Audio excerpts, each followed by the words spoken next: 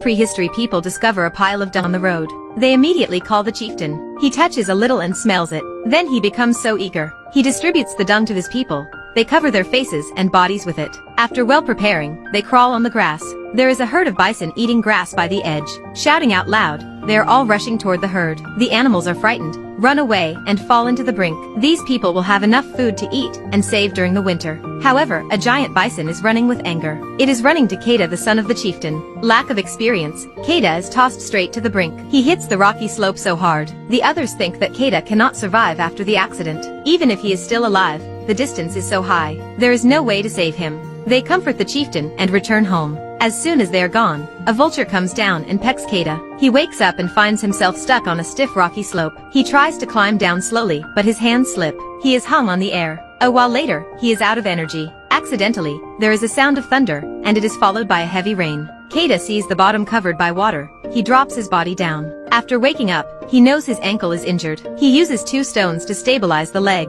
Then he twists it. A painful sound indicates that his ankle is no longer dislocated. He has to eat a worm to ease the hunger temporarily. He could not think about the way home, because he is targeted by 2 hungry wolves. He quickly climbs on a dead tree nearby. One of them bites his leg. He stabs it with a stone knife. The night falls and the wolves are still under the tree. In the next morning, the wolves leave. However, the injured one is still lying there dying. Keda comes forward to it. He raises the stick up, but he cannot kill it when he sees its eyes. He uses a cloth to tie the mouth of the wounded wolf. This is a handful of fly larvae. He puts them on the wound of the wolf. Because the larvae can eat the rotten flesh, they can heal the wound faster. He also puts some other larvae in front of the wolf. It does not know what to do. After seeing him put them in his mouth, it starts to eat the larvae. His name is Keda. A few days ago, he was tossed by a bison and fell to the edge in a hunt. Now, he has to find a way home before the winter comes.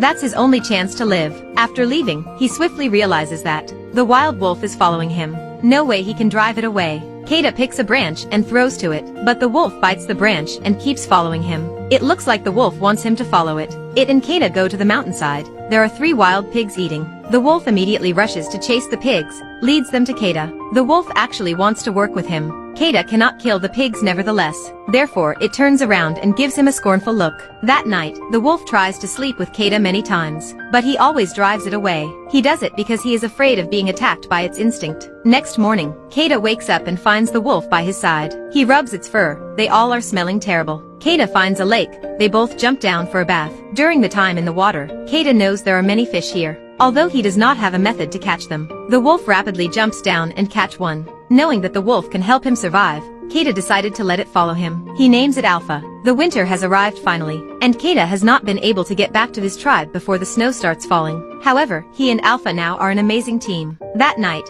Alpha suddenly wakes up. They discover there are blue eyes glistening in the dark not far from them. Keda holds his weapon and prepares to fight against the animal. But Alpha moves forward. It rubs its head to the others. Afterwards, the black wolf leaves. It turns out to be Alpha's family. Keda nods his head, indicating that Alpha should go. Then, Alpha disappears into the night. As soon as Alpha is gone, Keda gets a big trouble. That day, Keda is running to hide from the blizzard. He does not notice that the ice is very thin. He hasn't run far before falling into an ice hole. He is struggling to get out. A familiar silhouette comes up on the ice. It is Alpha. It is chasing him with concern. It jumps up and down to break the ice. Eventually, the ice is broken and Keda gets out of it. Alpha bites his sleeve, trying to pull him out of the hole. It licks his frozen face repeatedly. Keda then makes a bonfire. He takes the clothes off and lies down in the snow. He is luckily saved from this deadly accident. Afterwards, a tent suddenly appears. Keda happily runs for help, but he discovered that the person sitting by the tent is actually frozen, and he is now an ice statue. He takes the bow from the dead man before leaving. Keda and his wolf keeps walking to find the way home.